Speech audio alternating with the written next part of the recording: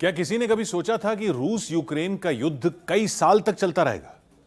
क्या किसी ने कभी कल्पना की थी अकेला इजराइल 7 फ्रंट पर अंतहीन युद्ध लड़ता ही रहेगा? लेकिन यह सच है कि युद्ध शुरू तो होते हैं, उनका अंत कब होगा कोई नहीं जानता। यह तल्ख हकीकत है कि आज के दौर में हर वक्त अलर्ट रहना है, खासकर भारत को, जिसके दुश्मनों की कमी नहीं। मगर अब किसी भी दुश्मन में इतनी हिम्मत नहीं कि वो भारत को आंख दिखा सके। यह बदलाव कुछ बरसों की बात है।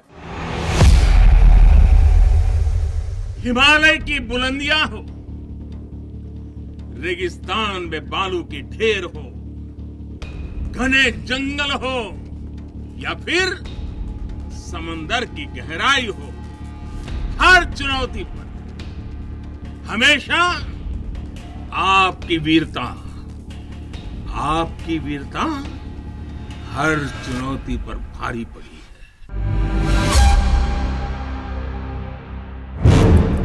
वो रात दुश्मन पर भारी थी। भारत में घुसपैठ करने वाली चीन की सेना तबीयत से मारी गई थी।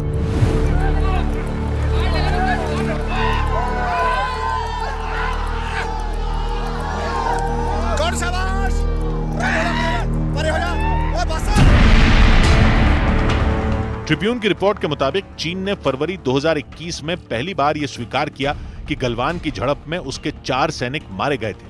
इसके बाद ऐसी रिपोर्ट भी सामने आई जिनमें 40 चीनी सैनिकों की मौत का दावा किया गया। एक ऑस्ट्रेलियाई अखबार ने दावा किया था कि चीन की पीपल्स लिबरेशन आर्मी के 38 सैनिक गलवान झड़प में बेमौत मारे गए थे। गलवान में भारत के नुकसान को दुनिया जानती है, मगर चीन ने आज तक सच छिपा रखा है। चीन जब तक चाहे गलवान की हार पर झूठ बोल सकता है, लेकिन वो ये नहीं छिपा सकता कि गलवान में मार खाने के बाद चीन की सेना उल्टे पांव भाग गई थी।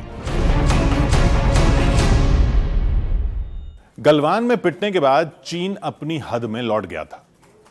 वॉर टेंशन के उन दिनों में चीन ने सीमा पर अपने हथियारों का जमावड़ा लगाया, भारत से युद्ध का माहौल बनाया। फिर अचानक शांति वार्ता क्यों करने लगा था चीन?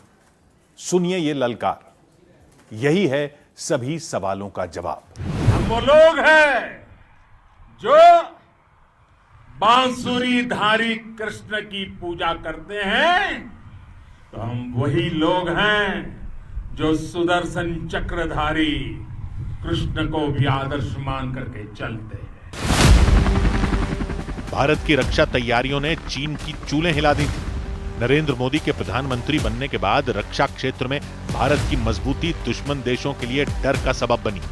यूं ही नहीं, 11 साल में भारत रक्षा क्षेत्र में आत्मनिर्भर बना है।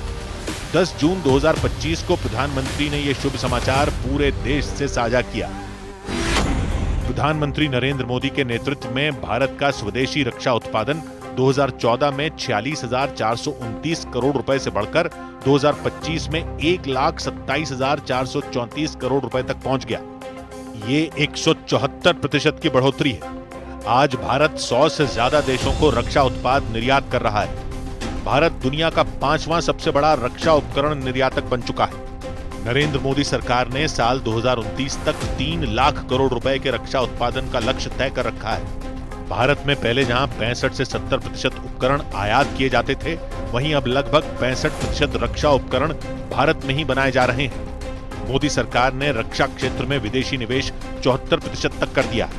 कंपनियां अगर सीधा सरकार से समझौता करती हैं तो 100% निवेश कर सकती हैं। प्रधानमंत्री नरेंद्र मोदी ने जल, थल और वायु सेनाओं के सशक्तिकरण का अभियान युद्ध स्तर पर चलाया है। रक्षा क्षेत्र में उत्पादन को बढ़ावा देने के लिए 2 इंडस्ट्रियल कॉरिडोर भी बनाए गए हैं। एक आर्थिक गलियारा उत्तर प्रदेश में और दूसरा तमिलनाडु में बनाया गया है। इतना ही नहीं, रिसर्च और स्टार्टअप के लिए रक्षा बजट का 25% आवंटन किया गया। प्रधानमंत्री ने पॉलिसी पैरालिसिस से जूझ रहे रक्षा क्षेत्र को नई दिशा दी है, जिससे सेना का आधुनिकीकरण हुआ है। सशक्त भारतीय सेना से टकराने का जोखिम दुश्मन को भी मालूम है।